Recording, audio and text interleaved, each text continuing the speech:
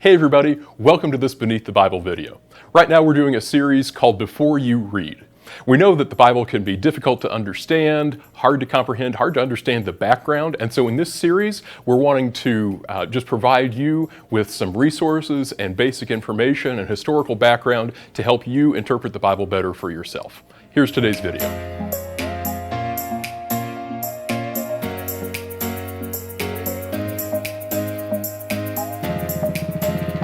The Book of Malachi is the last of the so-called minor prophets. It concludes the Old Testament in the Christian Bible, and it's the last of the 12 in the Hebrew Bible, although the writings of the 12 are not placed at the end of the Hebrew Bible. The book takes the form of a series of disputes between God and God's people. There are 6 prophetic disputes, with the final one functioning as a sort of summary of the whole book. Each dispute contains an assertion by God, followed by questioning, a response, and an implication. Malachi uses a simple structure, but scholars have recognized that it's an elegant literary form. While the book adheres to a given form, the form serves the message and doesn't constrain it within the rigidity of that standardized form. In the book, Malachi brings the disputes God has with the people of Israel.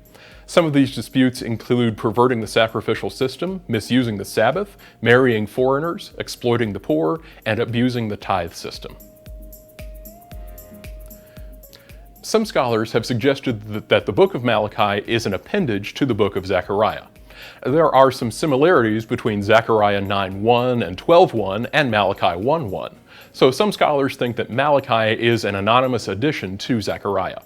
Many already see the last several chapters of Zechariah as additions to the first, more apocalyptic elements of the book. You can check out our video on Zechariah right here to learn more. Now, Malachi may just be a second addition to Zechariah. At least that's one theory. The idea of multiple authors of a single prophetic book is not uncommon. Scholars have pointed to the idea of a second and even a third Isaiah in addition to a second Zechariah. This idea of prophetic appendages is well accepted in the scholarly community. The idea that Malachi is one such appendage, though, isn't widely accepted. Now, personally, we don't think it is. We see it as its own unique work with a distinct voice and message, but we want you to be aware of the range of scholarly interpretations of this book. The book is named for the prophet Malachi, who is mentioned in verse 1. The name Malachi means my messenger, or even my angel. Now, if Malachi is the name of a particular prophet, we don't have any other biographical information about him. He isn't mentioned anywhere else in the Bible, like in Ezra or Nehemiah, where we have names or connections to several other prophets.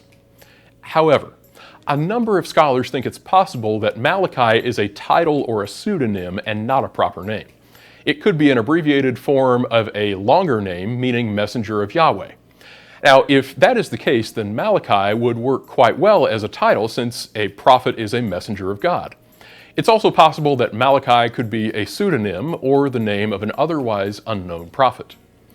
Now, while Malachi may be a title, it also fits well with a pattern we see in naming conventions, namely what's called hypochoristicon.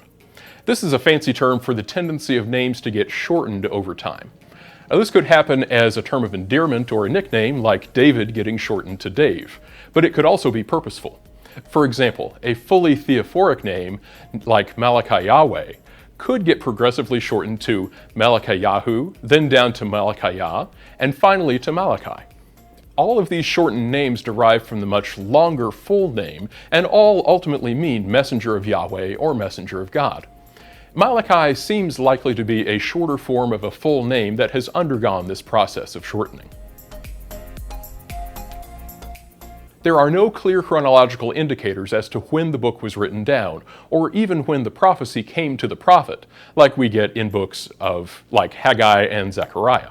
The best we can tell is that the book deals with issues that arose only after the Second Temple was finished being built, which was sometime after 515 BC. Scholars have used clues in the text and have suggested a number of possible time periods when Malachi may have been active. We've established it is sometime after 515 because the text of Malachi assumes a functional temple and altar, but it's possible to get a bit more specific than that. For example, Malachi 1:2 discusses the destruction of Edom, which may refer to the country being destroyed by Nabonidus in 552, or to the incursion of Nabatean tribes into traditional Edomite territory. Now, what may be more helpful in isolating a time period is to look at the content of the complaints Malachi raises.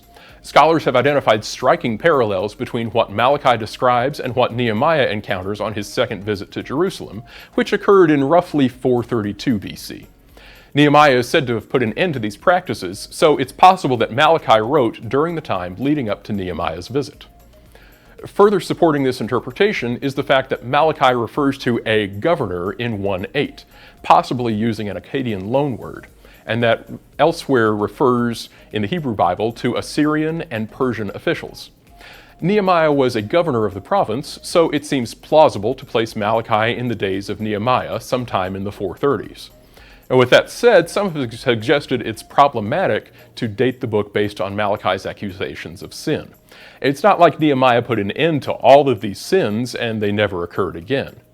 Now, while this is a fair point, without using the textual clues as we've suggested, we really don't have any idea on when or how to anchor the text to a specific time at all. The dating and setting of Malachi's prophetic activity to the time of Nehemiah is supported by the textual evidence in Nehemiah and the contents of the Book of Malachi itself. Thanks for joining us for this Beneath the Bible video. This is going to wrap up our Before You Read series on the minor prophets. We're going to take a few weeks off, and then we'll be back for season 3, where we're going to be focusing on chaos and order in the Old Testament. Some really fascinating stuff, and I know that you're going to want to see it. So be sure to give this video a like, and be sure to subscribe to our channel so that you're notified when those videos start. We'll see you soon.